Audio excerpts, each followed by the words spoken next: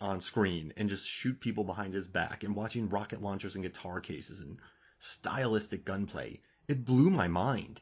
This was the first movie I'd seen like that. Yeah, and Banderas said that I think it's on the Once Upon a Time in Mexico commentary, but he talks about his decisions in Desperado and carry them over to that movie, is that he wanted the El Mariachi, the character, to really be like a flamenco dancer or a mariachi, even when he's shooting his gun. So everything is like almost like a dance move, right? So he wanted to do the same flair that you would do, in a mariachi band, all the moves. He wanted to treat his guitar, his guns the same way. There was no static stances. It was all flow. Like he was just flowing the whole time. And man, oh man, did it ever work. I also want to say about that opening scene, I think Steve Buscemi should get an Oscar for his telling of that story. The way he goes into the story and then out and can I get a clean glass? This one's dirty. What was his name? It's my cleanest glass. And even the way he with his fingers wipes the hair from the middle of his face. It's so awkward and unsettling. Watch him do it all. It's perfect. It is. And then I also love how Chungo, how it sounds when it gets poured out of the tap. Yeah. Oh, the sound director in this movie, which was probably Rodriguez as well. Yeah. It's perfect. It's perfect. It's just sludge being poured out. And there's Chungo shirts. It's like the best warm beer in yeah. Oh, it makes me so happy. But yeah, I love what you said though. It's very it's just very it's like a ballet. It's like you said, like a mariachi, just the way he flicks them and the score. And it was interesting too what Robert Rodriguez said on the commentary, that he wanted this movie to be a bunch of different short stories. And if you think about it, when you think about this movie, I don't think of it. Sometimes I have a hard time thinking of it as a whole. I just think about the Danny Trejo sequence. I think about the rocket launcher guitar case sequence. I think about the bar shootout. I think about the scene where Salma Hayek's playing guitar and he's moving his guns.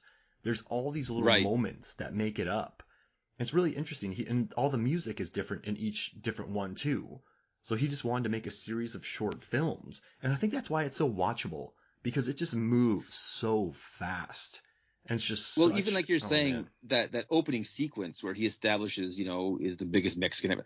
Like that, even like the bar looks different than the bar when Banderas walks into it, right? It's a different set almost. And so, yeah, it's very much these compartmentalized little moments that he puts together. And I love that about it. And I think that's what makes it so rewatchable, because this is going to sound really weird, but like, I know True Lies has a ton of, True Lies, we covered it on the podcast. I think it's a beautiful movie, but I don't want to watch it because I just feel like the whole narrative and it's the weirdest thing for me to say. I don't know. And even Speed, you get the elevator, then you get the bus, then you get the train. It's all great, but I would rather watch Desperado. I would rather watch this. I'm not saying it's a better movie, so don't, you probably just drove your car off a bridge and you're screaming at me. But just know that when I say that, like, Twister I love, but you get that love story in the center and it's fine, it's great. But there's just, what Desperado does is these little vignettes and the way that he breaks it down, the action, and it's all just so, it's so good. And what's interesting? The studio didn't want Salma Hayek. They wanted a blonde actress. And Robert Rodriguez was like, "Are you kidding me?" He's like, "Are you serious? Is this?" And so he had to fight to get Salma Hayek, and she's perfection in this movie. Her performance is wonderful. So it's just, I don't know. I think he planned out everything, and he only had, they shot this movie in 7 weeks. That's how long Cameron takes to shoot. I don't know, a car chase. No, Cameron works fast. Right. But this is a miracle of a movie, man. I really think so. And when I mean miracle, I just mean industriousness, creativity, performances. Just A-list actors nowadays crushing it. Yeah. So it's interesting. In my formative high school years, my two go-to movies, and I think I've discussed these as well, were Desperado and Roadhouse. Those are my two go-tos. And this is like a little quiz for you. Can you tell me the crossover actor? The crossover actor. So there's Steve Buscemi. He's not in it. There's a crossover actor. I'm not trying to cheat. So I'm trying to think here. No, you're not. I would just assume you were never cheap. But this doesn't make for good podcasting when I don't say anything. I'm just. I'm gonna. I couldn't tell you. I couldn't tell you. Who is it? So it's Tito La Rivia. So he was the other bartender. Oh. So there's Cheech Martin and the other guy, and he was the front man of the band in the opening scene of Roadhouse. Oh man. Playing guitar, singing. Oh, that's amazing. Yeah. And Okay, he was you're also bringing the facts today.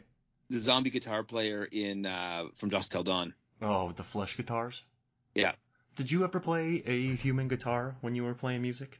You know what? I've had a chance to buy a couple, and I just didn't find the right one. I'm not opposed to it, but I just got to find the right one to pull off something that bold. Can I ask you a question? How do you tune a flesh guitar? You tune up the hamstrings. You work the quads. Oh, this is what I want to say. Joaquin de Almeida, he came in last minute for Raul Julia because Raul Julia passed away. Raul Julia is supposed to be in this movie, and right. I knew him from Clear and Present Danger because that was a movie, man, that I loved. The scene where they're like, go, go, go, go, go. So seeing him in this and just like, I know him. Like, this is amazing. Oh man. Yeah, sorry, but you just dropped a great fact on us, and then I just dropped Joaquin. But Clear and Present Danger is legit, man. Oh my gosh. That's a great pull. That's a great pull. But you know what I love about this movie is, and I spent years of my life on film sets, and I've spent years of my life writing and researching movies, and you can tell over my time, just watching a movie or after, I knew about it beforehand, but just watching it now for this episode, you can just tell the love that was put into it, the experimental nature of it. Like we're going to talk about this later in our there's so many cool moments that get talked about. We decided to do our favorite 11th through 15th cool moments. But there's a scene where Bucho, he throws a piece of paper into a henchman's mouth, like a dead henchman's mouth. But the way it's looking at him, it's like a comic book shot. And the reason that Robert Rodriguez did that is because it was a different bar and it wasn't as clean and all the bodies had to get moved. So it didn't match anything of what they had done. So he just found angles to make it look cool and different. So he didn't have to show the bar. But just that shot and the comic book angle, it was just such a cool shot. And I just love how Rodriguez, he knew he didn't have much money. He knew, he was shooting on film. He couldn't get a lot of actors to come down, but he just made it work. And I would love to work for him because what I experienced, man, I don't want to say who they are or whatever, but there's only a few leaders that I saw on film sets. Really, there are a couple leaders. Yeah. I think he's a leader because he does everything. And if you're next to him, he's going to be in there with you. He's going to be earliest there, latest there. So I just really like that about him, man. And I think this was the era of like our holy trinity of independent film guys, which is Rodriguez, Smith, and Tarantino, and they all kind of were this workhorse. I'm going to direct. I'm going to be in my movies. I'm going to write it. I'm going to kind of like burn the candle at both ends. And almost when they went away from that formula, their movies lost a little bit of their heart. And you can see them always going back to like, no, this is how I function well, is to run a movie almost on a less of a budget. And I'm going to bring my friend. I'm not going to do the studio suggests casting. I'm going to bring my friends in here. I'm going to bring the guys that I can trust working with that get what I'm doing. And that's when you get the gold moments from these guys. Remember back in 2002 when you were broke and you hit that 45-minute guitar solo on that corner street? I don't think anybody will ever witness that again, but that kind of came out of hunger, right? You wanted to make a name for yourself. And it was just this is my moment. I need to eat. It was primal. Do you think you could recreate that? You know what? I've tried several times to recreate it. I've gone back to the same street corner. I've used the same guitar near the bread store. I go next to the bread store, across from the place where the guy makes the steel hoofs, and then I just go for it, and the magic isn't there. Yeah. Do you think that happens? I think when you're hungry, like when you hustle, that's there, and you're younger too. Yeah. A lot of stuff that I did back in the day trying to get into the industry, I wouldn't do now. So it's and I do think you get this. I also think you don't know any better yet. You don't know Yeah, You the just bliss of an experience, right? exactly, and I think they just didn't know. They were on home turf. They had control. They had great scripts, and they just did it. And yeah, and also too though, that was such a random era that when something pops that big, like nothing gold can stay. So it's hard to keep that edge. I think Tarantino's done it because Right. he's jumped. So his dialogue has remained the same, but he has Yeah. mixed up his movies. And Robert Rodriguez, I'm a fan of Alita, and what I like most about Robert Rodriguez is he just does things in Texas. Like, he doesn't care. Like, he built the Alita set in Austin, Texas. He's just like, I'm shooting in Yeah. Texas. I'm Well, coming up I El Rey think Network. I think his watershed moment was Sin City, right? Oh yeah, that was Where he's mainstream, like, huge. but mainstream, but to the point where he's like, he lost his like Directors Guild credibility because he's like, no, I'm giving half the credit to Frank Miller. Yep. And I think that was his moment that was going to make a huge mainstream studio film, or like a huge mainstream film. But he's like, I'm still going to do it my way, and it's going to cost me something, right? True art, I think, costs people stuff. I agree. Yeah, and it cost them for sure. But look at how much it influenced, though, right? He just, Oh yeah, I mean, 300 comes afterwards, but I don't know. But his movies, it's interesting. In his career, he's found ways to be successful. I mean, like his Shark Boy movie made 70. His 2011 Spy Kids movie, $80 million. Spy Kids 2, $119 million. Spy Kids 3D, $167 million. Spy Kids, $197. So he, and and I'll say this. Although you just said Spy Kids made $197. You forgot the million, and it's hilarious that you said that. But my kids growing up like loved those movies. They loved the Shark Boy, Lava Girl, and all the Spy Kids movies. It was fantastic. So we used to have Rodriguez nights where the kids would watch Spy Kids, go to bed, and I'd watch Once Upon a Time in Mexico, or a Rodriguez film, Sin City or something. oh man. Do you like The Faculty? I love The Faculty. What's interesting? I love that movie, but it doesn't feel like a Rodriguez movie. But I also think that was important for Right. Rodriguez to prove that he doesn't just make Rodriguez movies, if that makes sense. So he could be Yeah. part of the system.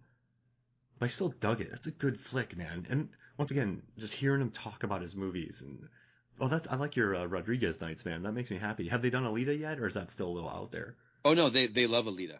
They're very sad because they don't know if a sequel's coming. Like, there needs to be a sequel to this because it ends so much of like, oh, what's going to happen next, right? Mm-hmm. Ed Norton just Now, standing there going, nah. now, did you ever watch any Lucha Underground? I did not. But was it good? You need to watch it. It's incredible. Is it still Because going on? like, no, it was I think 3 seasons, maybe 16 episodes. It ran for 2 years. But it was like this pro wrestling show where they had legit pro wrestling, but then they had like Dusk Till Dawn, like all the storylines were shot and directed by Rodriguez. And so it was like they wouldn't be like backstage talking like wrestlers normally do. It would cut into like this Rodriguez movie with wrestling in it. It's incredible. That's why I love him, man. Dude just wants to do his own thing, and he wants to make new things, and he wants to kind of open up he wants to be more inclusive and diverse. Like, he just wants to make cool stuff, and I love that about him. And I think maybe, I don't want to say hurt him, but I'm not gonna say hurt him. No. But it definitely took him in another trajectory, I would say.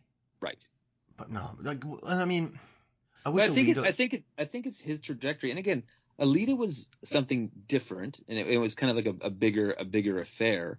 But it's still ripe with him. You know what I mean? It's still clearly Rodriguez. There's clearly Rodriguez moments in it. Oh yeah, for sure. A lot of good bar fights. Yeah. He loves a good bar fight. And I also remember in college we had a Once Upon a Time in Hollywood. We had a Once Upon a Time in Mexico banner in our college house. So Nice. it was like a big event, and Johnny Depp was in it. That was in his Pirates of the Caribbean pomp. Oh yeah. That was a legit movie. How much did it make? Let's see. Once Upon a Time. Oh, it only made 97 million worldwide. That's weird. But How much did it cost though? I don't see a budget. I can look it up. But I do like that he's a director, screenwriter, producer, production designer, editor, composer, cinematographer, re-recording mixer, and sound effects editor. Yeah. I'm surprised he's not starring in it. He's done everything else. Hey, so how about this? Let's take a quick break, and we'll come back. We will talk more Desperado, and we'll just talk about the movie actually and our favorite cool parts that aren't the coolest parts.